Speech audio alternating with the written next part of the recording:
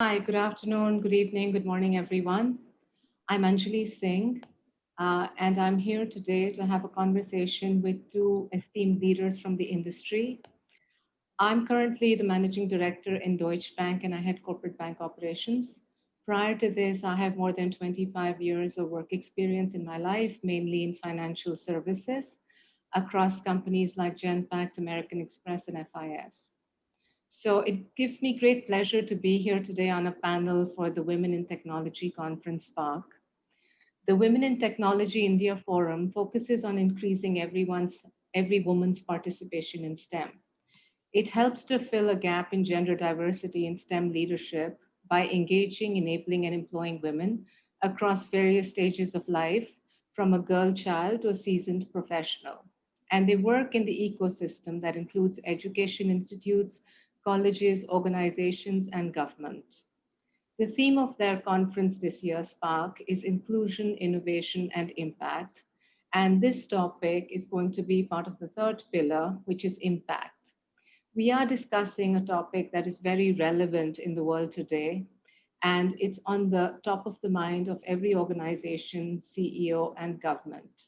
Our topic is sustainability, impact to people and planet. I have with me Mohit Thukral and Sunil D'Souza, who are going to debate and discuss this. Mohit Thukral is the founder and managing partner of Vivtera, a global business transformation services partner. An accomplished business leader with over 2 decades of experience, he is backed by leading global private equity firm Warburg Pincus, who have also invested in Arise Virtual Solutions. At NASSCOM, he spearheaded the task force on future skills, an initiative to reskill and upskill the talent pool in light of the changing digital landscape. He also serves on the board of NASSCOM Foundation, helping create a sustainable and equitable impact. Mohit is passionate about the education sector, is on the Global Corporate Advisory Board of edX.org. He is also the founder and trustee at Plaksha University, a collective philanthropic effort supported by global entrepreneurs to create future tech leaders for a better world through advances in science and technology. Welcome, Mohit. Thank you. Sunil D'Souza is the managing director and CEO of Tata Consumer Products. In his previous role, he served as the managing director of Whirlpool India for over 4 years. Prior to that, he spent almost 15 years at PepsiCo, where he held several leadership roles. During his stint at PepsiCo, he handled all commercial aspects of the company's food and beverage portfolio and successfully led the business in a large cluster of Asian countries. He began his career at Hindustan Unilever in 1993. With over 26 years of rich experience, he has strong domain knowledge of the consumer products business with distinct focus on strategy, growth, and execution. So, as you can see, I have two very experienced, very diverse leaders here to discuss the topic of sustainability. The term sustainability is broadly used to indicate programs, initiatives, and actions aimed at the preservation of a particular resource. However, it actually refers to four distinct areas, if you think about it: human, social, economic, and environmental, also known as the four pillars of sustainability. And so today, sustainability is talked about at a government level in organizations and every educational institute. They're talking about climate change, renewable energy, gender equality, talent, sanitation. These are the core areas that different organizations are picking up. And even the UN has revised the 17 sustainable goals, which they focus on across all their global initiatives.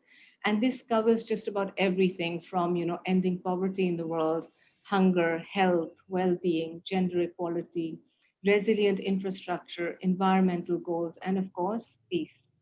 Broad, Broadly given, all of this background, my first question is really to both the panelists. Over the past few years, sustainability has become a top priority for most CEOs and government heads. However, it means different things to different people and industries.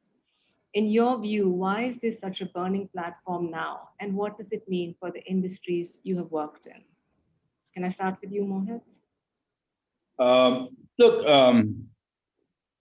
sustainability is really becoming, like you said, is a very large part of what needs to get done today. Look, at least in our world, it's really different from retail manufacturing. Uh, in a services business, I think sustainability is centered around how do you really work with a very diverse uh, global workforce, and then how do you really, and in today's environment, and especially post in the pandemic where we are in, how do we look at long-term sustainability, right, and really creating a reverse impact on the environment. I think what the pandemic is thrown at us is how do we really look at sustainability very differently, right? And we just have to make sure that we are very conscious as organizations around our carbon footprint. We are conscious around how we actually manage our workforce. We're conscious as around how do we really drive even long-term sustainability of human capital. And we'll talk about that a little bit later. But I think the long-term sustainability of human capital is going to be very, very critical for any other sustainability impact that we are creating in our environment, right? And I think consciousness about having a better environment around us has to grow 10x, 20x, 30x than what it has happened in the past. And I think these last 18 to 24 months are telling us that we have to change the way we think about sustainability and impact in how our environment is behaving today. I'll add Sunil. Thanks, Mohit. Just to add to what you said, right? I think the critical thing, Anjali, is sustainability is an evolving piece. If you dial back 10 to 15 years back, it was about the planet, right? You had organizations like Greenpeace, etc., talking. Then slowly it became uh, plastics. Now slowly it is becoming larger than life and encompassing everything that we do, right? So if you think people, I mean, we didn't think of people a few years back, but today talent, I mean, they will only join organizations which have the sustainability agenda. Technology, if you look at whether it is server farms or, I mean, the recent topic is Bitcoin mining and sustainability, right? I mean, who would have thought Bitcoin and sustainability? Finance. Today, every organization is talking about ESG, and investors. You heard the recent ExxonMobil. I mean, where the activist investors changed people on the board because they were not in line with the sustainability agenda. So, is it a burning platform? Absolutely. Anything and everything that you do is impacted by sustainability, and it can impact any and every sphere of our lives, especially in the consumer space. Consumers are voting with their wallets, right? Brands which don't have sustainability or are bad on the sustainability agenda, you're impacted. Talent doesn't want to join you. Impact is different in different industries. So probably I think industries like cars, steel, energy might have more of a burning platform. It's a relative piece, but everyone I do think has a burning platform. In the consumer space, we've got to look at ingredients, packaging, emissions, energy, water, talent. And unlike in the past, you can't ignore it. It's not a or, it's a and, right? So you have to do sustainability and you've got to do cost. So everyone has to figure out their space. And the good piece is I mean, case studies, if you look at it, companies which have a sustainability strategy, execute against it, normally deliver better financial returns because they are forced on sustainability. They want to drive it. They figure out 10 other things on what to do, whether it is innovation, whether it is brand building, taking the high ground and building out a premium space. So you have 10 different ways to tackle it. For us, I mean, we are part of the Tata group, and I don't think you'll find a more ethically committed group on the whole space in India.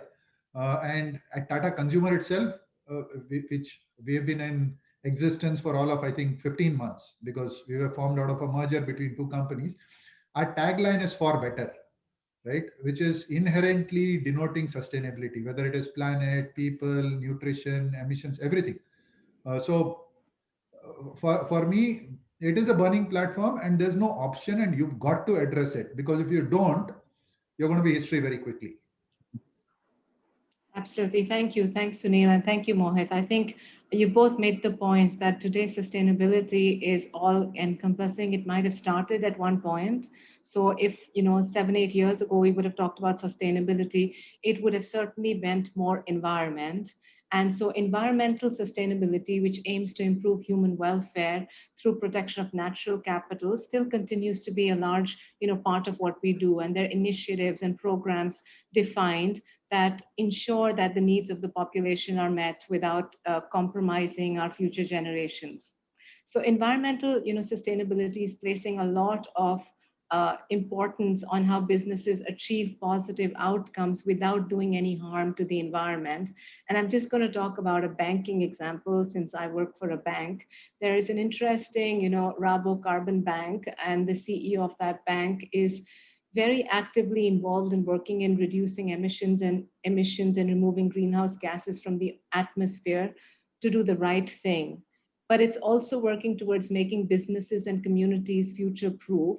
So they transform, sustainable efforts into commercially viable projects for farmers. So it's like a win-win. You get the CO2 reduction, you aim for wider benefits, biodiversity, and the farmers are actually rewarded for their carbon service. So given this backdrop, Sunil, my question to you becomes that as environment is such an important topic of sustainability, key areas being what we've talked about, carbon emission, alternate energy sources, recycling, how have you had to transform and adapt your business models over the past few years to stay relevant? And how have you made sure that your products adhere to the broader global guidelines around some of these? Thanks. Anjali, being in the consumer space, you don't have an option but to address these pieces. Sustainability in the consumer sphere is becoming important. It's just a degree which it is different. In the Western world, it is far ahead. And India, it is catching up, but it's catching up very, very quickly. So you've got to be very, very mindful about what you're doing. So at Tata Consumer, for example, where I work, we're specifically focused on 4 or 5 key things to make an impact. First of all, I mean, like I mentioned to you, our whole tagline is for better, which is better products, better nutrition, better community, and a better planet. And we have projects and initiatives to address all these issues. So I start with sourcing, and we're in the business of, say, tea and salt. In tea, for example, in the international operations that we have in UK, Canada, US, wherever, 100% of our tea is Rainforest Alliance certified. This is an organization which certifies your entire practices to make sure that you are end-to-end sustainable supply chain. In India, we have this organization. We are one of the founder members of this organization called Trust Tea, which is sponsored by the Tea Board, and we source significant amounts from there. We try to be good corporate citizens around all our plantations and plants, and we are focused on water conservation. Whether it's in, we've got a subsidiary called Tata Coffee, or we have a plant up in Himachal which manufactures Himalayan mineral water. Right, all these places we try and put back water to make sure that we're not draining it up. Climate management, emissions, energy. Uh, we're rated very highly by the Climate Disclosure Project, which is again a non-profit organization which encourages companies to put their data out there so that you can be judged. And we were awarded a significantly high rating. All our factories are zero waste to landfill in beverages, and in foods we're trying to get there. Plastics, in the UK we've signed up with the UK Plastics Pact, or in India we fulfill our EPR responsibilities to put back plastics. I think we're doing everything, but the key, I think, in today's world is you have laws and regulations, and many companies try and follow these laws and regulations. But to really make a difference in the consumer mind space, I think you've got to go above and beyond. You've got to look at the big picture and the future, not just compliance for compliance sake. And I would say for people who get it right, the benefits are enormous. I'll just give you 2 examples that uh, sort of come up front and center. Patagonia, uh, clothing brand. I mean, it's as simple as it can get. But you know what? They're sustainable end to end, and consumers are willing to pay a premium, and they build their whole business model around it. And it's a great thing to have. Or Beyond Meat. right? They've come in at the sweet spot of sustainable nutrition, uh, animal welfare, taking care of everything. And by the way, they're a premium, they make money, and consumer is happy, they are happy. So as long as you figure out that sweet spot, I think you can build fantastic business models while adhering to sustainability. That's great, Sunil. And I think, you make, first of all of these regulatory bodies, are they like international or Indian or both? So because you mentioned a lot of them that you actually have to adhere to, and I'm guessing some would be Indian standards, but a lot of them would also be international. And secondly, I think your last point about the fact that when you drive and you create products that are actually helping sustainability, the consumers are also more willing to pay the premium for that. So I think consumer mindset has also changed, and people are valuing when companies are doing the right thing. Yeah, so the regulatory bodies which I mentioned, Anjali, technically, like I said, everyone adheres to the legal regulation, so no one is forcing anything. The Rainforest Alliance is an NGO, and having that Right. certification, it's like fair trade for cocoa, right? So Rainforest Alliance is for coffee, tea, etc. So as long as you have that certification, the consumer knows across the world that if it is certified here, which means the farmers are taken care of, the Yeah. land is preserved, biodiversity is there, animals in the forest are taken care of, and you know what? I'm happy to be buying this even if it's a few cents more.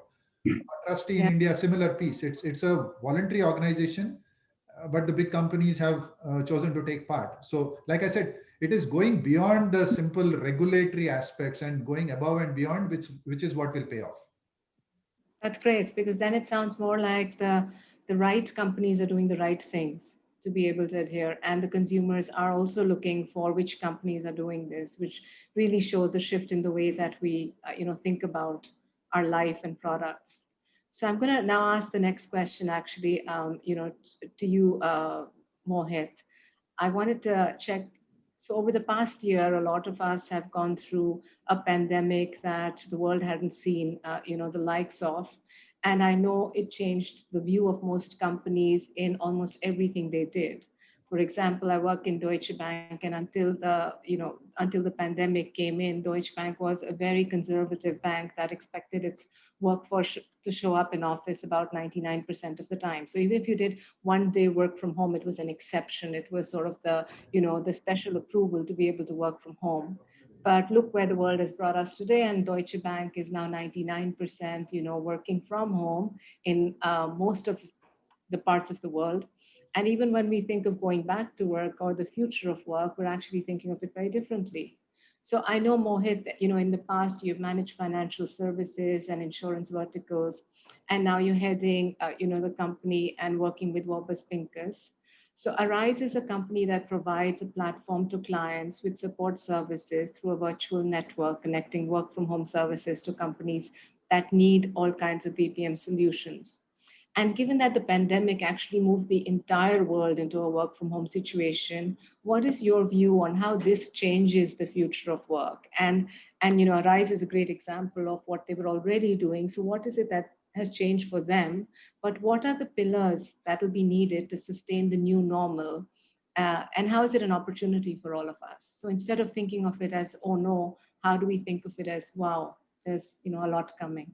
Yeah, look, so I think when we looked at Arise, which was a work from home business, was pre-pandemic in 2019, right, in November actually.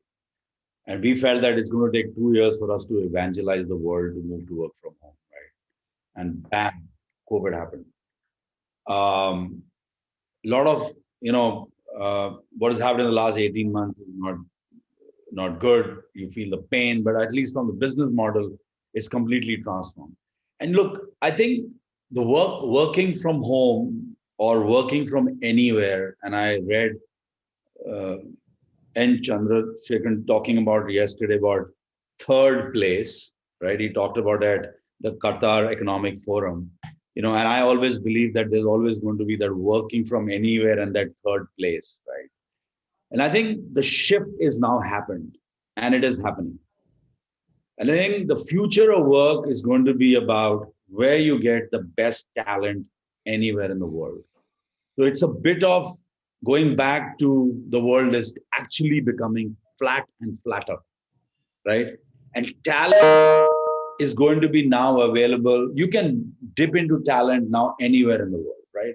Because your ability to have people work is going to be tremendous.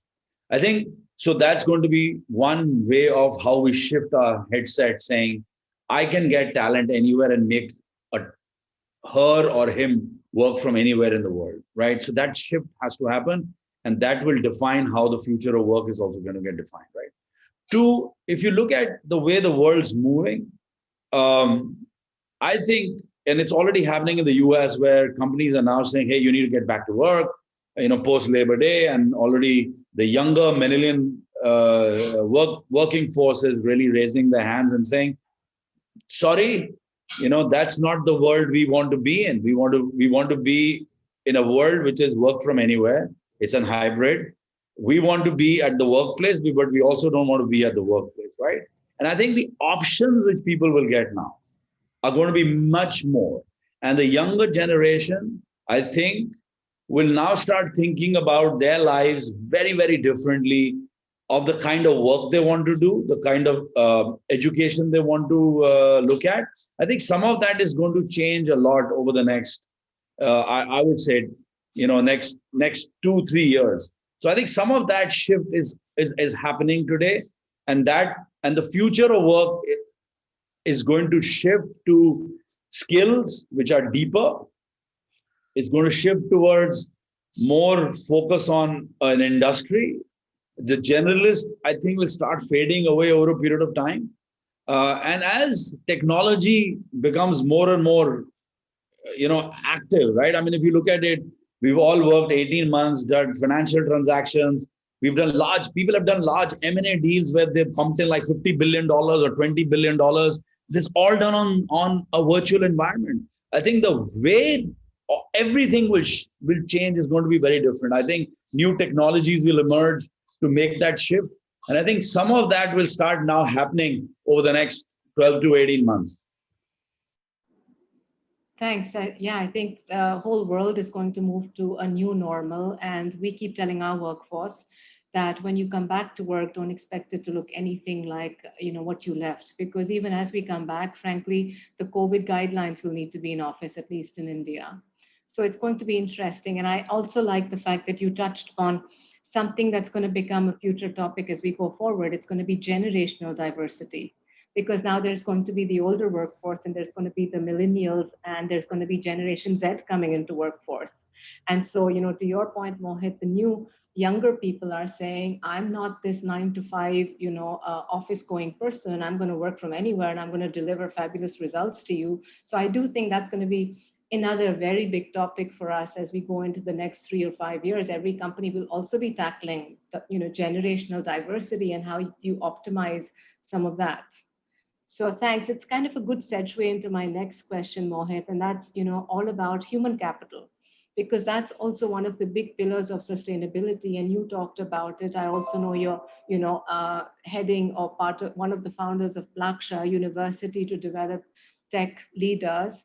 And human sustainability is really trying to maintain and improve the human capital in society, and their investments that are made in health, education systems, the whole access to nutrition, knowledge, and skills are all under this umbrella of human sustainability and human capital. So again, in context of businesses and organization, members views itself as a member of this, and therefore they also have to do the right thing to be able to promote and sustain human capital, and you've already touched upon it. So human capital being a key pillar of sustainability includes areas like education, technical and skill development. And you talked of all of these. People management, gender equality also, are part of that. So all of this disruption in the world is going on, and now we've had the pandemic as well. What must every company think of at this stage to ensure they have talent which sustains and succeeds? And is there a special focus here for women, especially women in technology, as we think of human capital and sustainability? So look, I I've said this in one other seminar, webinar I did a few months ago with CNBC. And I said, look, one thing the pandemic has thrown to be positive is drawing out more women in the workforce, right? And I think it has opened up a lot of women really coming forward because the flexibility of work, the ability now companies saying, I'm giving you more flexibility to operate is going to be, is phenomenal. Look, in our country, 49% or 50% of women, right? And if you look at technology institutes, which have been there in the past, there were 9% women used to go to the IITs. It's 18 now, I believe. And really, you have to really shift that curve, right? So how education is going to get imparted, how you're going to draw in more women leaders into STEM, and how actually today, all the women leaders who come into STEM and they leave after a time the way our business models were, that's going to change, right? And I truly believe that we will see a huge uptick in women back in the workforce. And it is so good for the economy. It's so good for globally, and it's not just in India, right? And that will be just phenomenal. I'll tell you something. We have a work from home business. 89% of our workforce is women. 89%.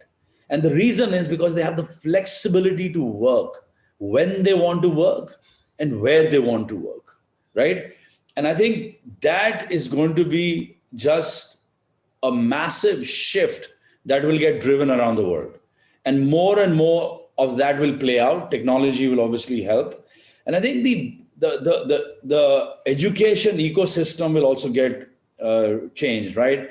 I mean, brick and mortar education will be there announced because, learning is not about online learning. Learning is also about kids and young students being in college, collaborating, playing, learning where they are.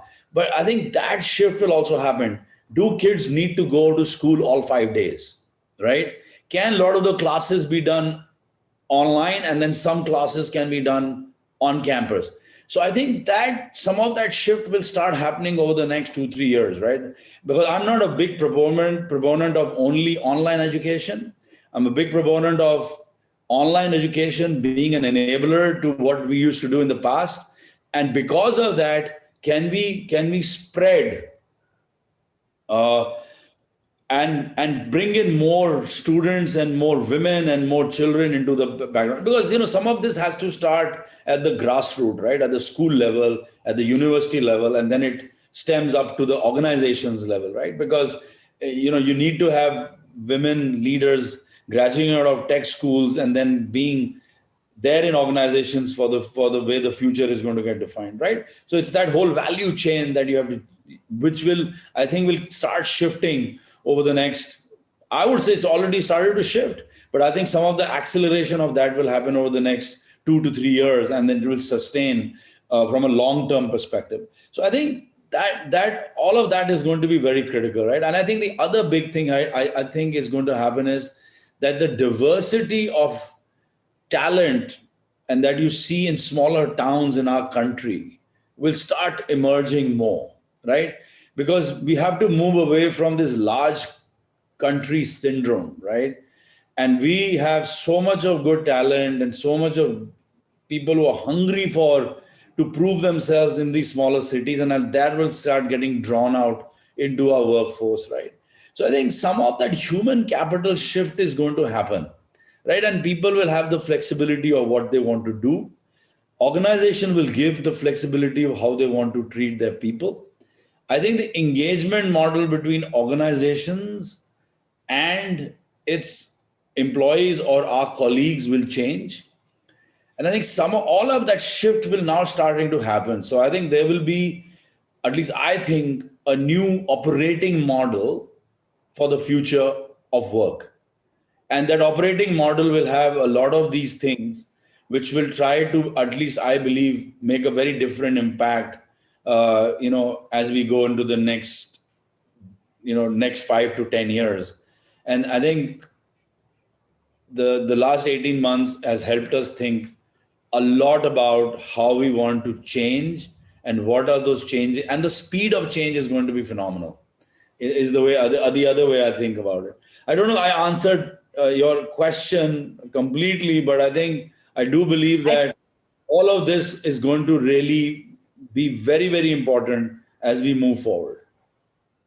No, I think you have. I think it was about sustainability of human talent and human capital. So I also added about women because I think we are in a women in technology forum, and I'm so passionate about gender diversity. Although, you're right, Mohit, this gave women flexibility, and in certain industries, that was exactly what women look for. Sadly and unfortunately, if you look at the numbers, you actually see that a lot of women lost their jobs in this pandemic year as well.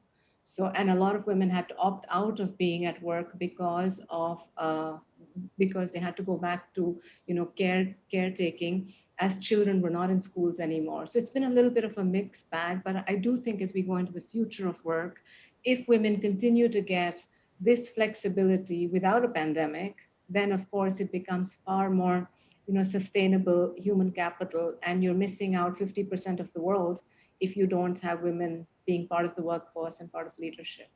So thank you. Thanks. I'm going to talk a little bit about now social sort of sustainability and consumption, because that's about investing and creating services that constitute the framework of the society. And this accommodates a larger view of the world in relation to communities, cultures, globalizations.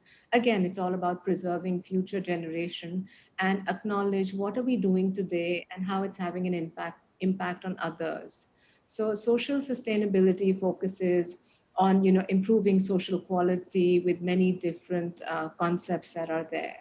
So, Sunil, the theme of sustainable consumption in context to COVID-19 also changed. And it showed us that household consumption patterns underwent a change. People consumed less, they consumed differently. This had volatility in terms of demand and supply chain behaviors, especially with lockdowns that happened. Like luxury buying and travel were domains that experienced depression. And consumer behavior has become a little bit erratic, unpredictable. Well, given a pandemic, what can you expect?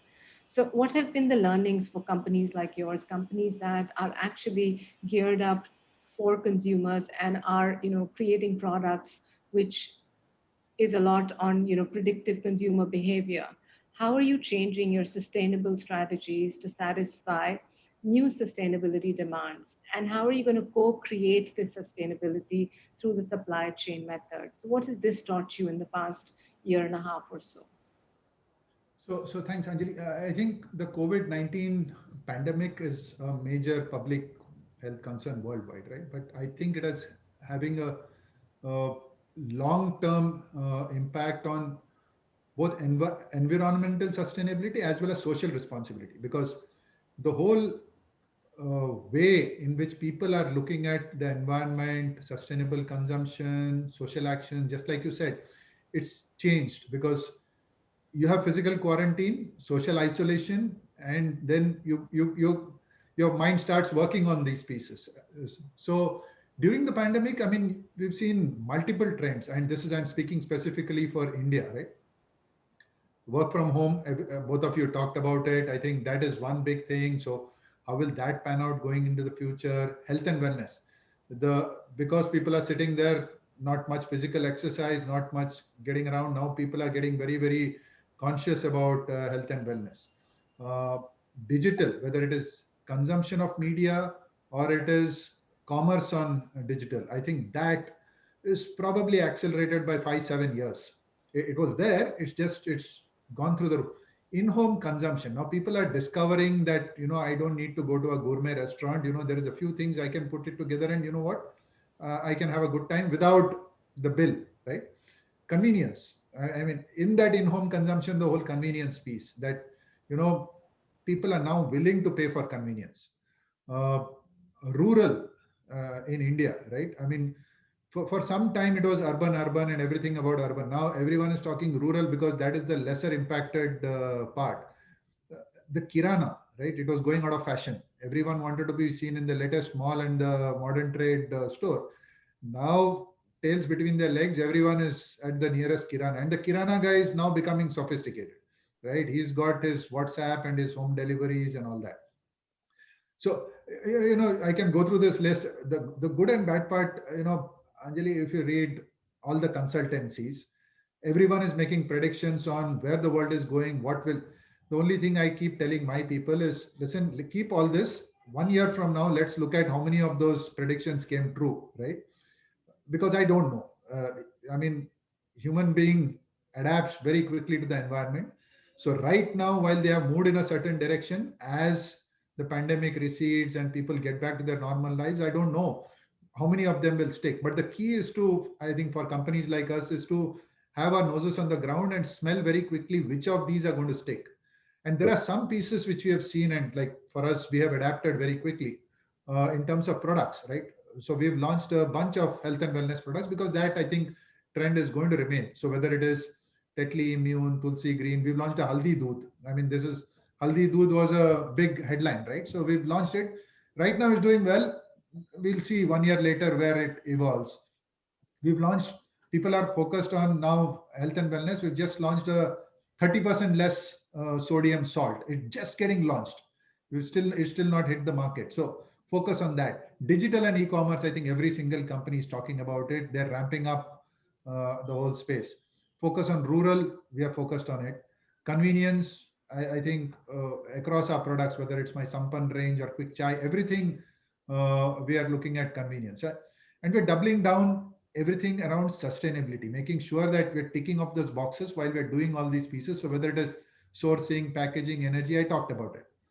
I Yeah. do think if we do the right things and communicate in an authentic, genuine, and transparent manner to the consumer, you will build brand trust. And at least, again, I talk about the Tata group has built this brand trust. I mean, the minute you put a Tata logo, at least this is something I can trust, because over the years they focused on building sustainability, focused on the right pillars, communicated transparently, and supported causes which drive this. Yeah, absolutely. I liked, what you've touched upon. First of all, you're the Tata Group, so it's a large conglomerate, and yet you've had to be nimble and change very quickly, seeing how the environment changed and how consumer behavior changed. And I guess some things are here to stay, and some things, for example, Haldi Doodh, I should try it. I haven't as yet. Might be something that's transient. So as long as we need Haldi and we're worried about the pandemic, we all might, make a beeline for it. But I don't know if it'll sustain.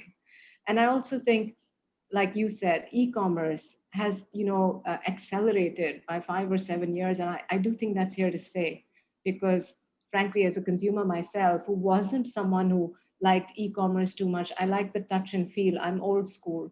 But this year and a half, it'll take me a long time to want to go back into shops, because I've just found the convenience of everything being accessible on your iPad rather than having to walk to 5 different places. Yeah, so I think, it's sort of going to be a little bit like watch the space and let's see what's coming, but it's sustainable with, what we're putting in place. Thanks, Sunil. So the principle of these 4 pillars of sustainability, it really, talks about sustainability in relation to all 4 pillars. And these pillars are social, financial, environmental, and human. And they all come together to create an ecosystem for the future. So how do all of these need to combine to keep ensuring that we're leaving a planet for our grandchildren? And what should every leader, and company be thinking about? I know you people have talked a lot about it, but now sort of holistically, there's human capital, there's all of our social responsibility, there's consumption, there's financial, sustainability, which is sort of the reason and the only way every company can survive. And lastly, there is environmental, which is the planet, of course. So what should a leader and a company be thinking about? Probably you've touched upon it, but holistically, as you think of leading companies, what is the vision that brings it all together? So Mohit, can I start with you? So I think, look, last 18 months at least taught us that a lot of things we don't need, right? And we have operated in a way that more than 50% of the things you actually felt you needed, you don't, you know. And I think what we have to all think about is that how do you really create the right have the right environment, right? How our, we think about it, how our kids think about it, and then the next generation thinks about it. I think what we need to do is to really make sure that we are very conscious now post what has happened. And it's also a one way of telling us that, guys, reset, because you've been really messing around with the world, right? And we all have to reset and say, look, we have to stop, polluting our environment the way we do. We have to stop, just building concrete jungles around us. We have to do a lot of things. I mean, we have to step back, and I hope 18 months later, when everything goes away, hopefully the pandemic will die. People don't go back to their normal self. I worry about that, right? And we have to pass this message within our own organizations that now is the time to drive long-term sustainability.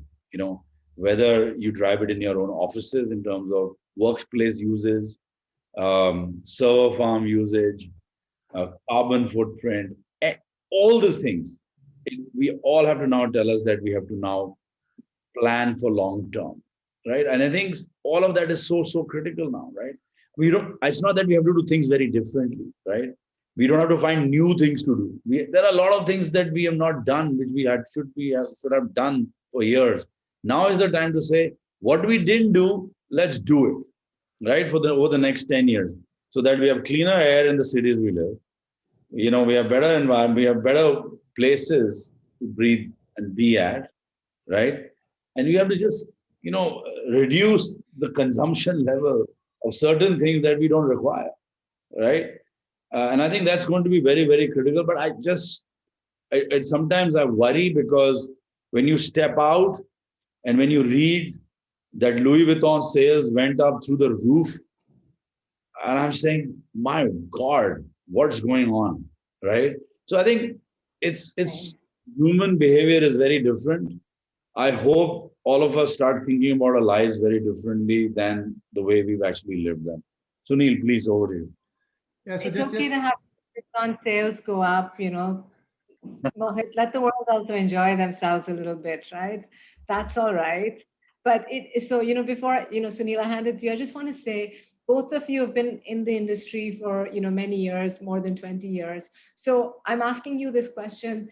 Think of yourself as a leader like 15 years ago, and think of yourself today, and think of the goals that you add on for sustainability, which frankly, I don't think most leaders had to really worry about historically. And today, like you said, in the earlier parts, unless you make it a core part of your strategy, you're not even going to be able to grow your consumers or, attain the optimum profitability. So thank you. Over to you. No, so just to add to what Mohit said, yeah, you've got to think long term, right?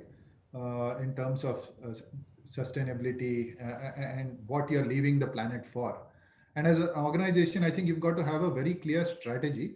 The only thing is, I see a lot of these organizations putting out saying, I'll get to net zero by 2050. And knowing fully well the people who are making the commitment are not going to be around, right?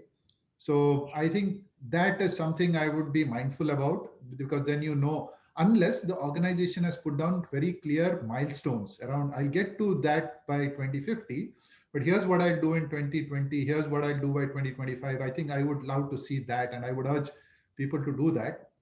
Now, just again, going back to the Tata Group, I think the ethos has to be built from within the organization, saying I've got to get to this piece. And I just go back to, there is a saying which JRD Tata, who's the founder of the group, the original JRD Tata, said that in a free enterprise, the community is not only a stakeholder, but at the very purpose of its existence. And that's underlying theme which always runs whenever we have discussions around sustainability, saying you are only part of this piece. I mean, you're doing a business, that's fine, but this is the piece why you're here. And again, Anjali, I just go back to the first question about the burning platform, right? For those CEOs and those people who have not seen the burning platform, either from a corporate perspective or as a citizen of the world, right? Then best of luck. I mean, you've got it coming. It's just a matter of time. Okay, thank you. Thanks. My last question is going to be a little bit more personal, and I'm sure both of you have been living and walking the talk. So what is it that you've done to support, any or all of the pillars of sustainability in your personal lives, in your professional lives? So you as a person, what do you really believe in it, and how have you changed?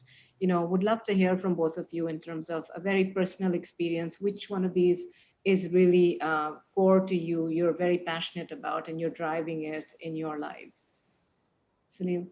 So, Anjali, I've got, I have to do the sustainability agenda at my workplace for the reasons we talked about. The good and bad part is I've got two daughters at home, so I've gone through the school of hard knocks to teach me sustainability, right? So anything and everything that we do, right, whether it is printing two sides of the paper, no straws at restaurants, we've got two elevator banks in our building, and when I look at the floors and press a different number, that's where we stick. You can't press the other one because that will come faster, because that's not good for the environment. E-waste, I can't throw away anything. Everything has to be stored in a proper with this thing and given.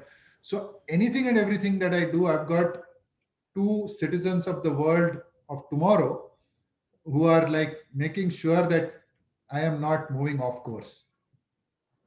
That's awesome. And I know Mohit's got a citizen of the world in his home too. So, Mohit, what are you Yeah, driving? my wife is a big environmentalist, so we do waste segregation, we do e-segregation, we have our own water recharge well pit. We make our own manure with all the waste food which gets thrown. So our home is, if you go to a terrace, is like a factory of some sorts. So I think it's a pretty much part of our life. But I think I also believe that there has to be some financial inclusion and sustainability around that. So, we live in a country, and, fortunately, a lot of us are privileged, so that people who work with us and who are around us, we create for them long-term financial sustainability. I truly believe that helping them, making their kids go to school, you're creating a very different environment for the future, right? So my view is a bit different on saying, how do you create, and we can all do a little bit of our things, right? But that's a multiplier effect, right? So if 10 people do, it's a multiplier effect. So creating more financial sustainability for the people who work with you is very critical. I think a lot of us do, all of us do our bit there.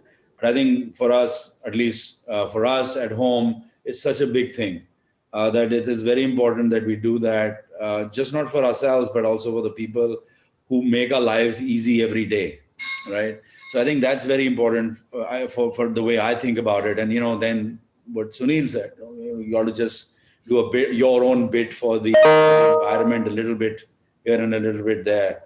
I actually was telling someone the other day, maybe the cars I own today, these are my last cars. I'm not going to buy any new cars after now, and especially any luxury car, because I don't need it. And why should I really mess up the environment by doing some of that? Because I don't know what I'm trying to prove here, right? So I think some of that mind shift is happening, at least the way I think about it today. Okay, thank you. I think very inspiring and good to see that both of you are actually doing, the small bit to improve the planet in whatever way we can. Every drop counts in making the ocean. But thank you so much. I've enjoyed this, time spent with both of you on a very interesting subject, a subject that I didn't know that much about. And so I've learned over the past hour with both of you. Thanks once again. Thanks to WIT to host this, and I hope the Spark conference is going to, benefit from some of the conversation we had. Thanks a lot. Thank you. Thank you.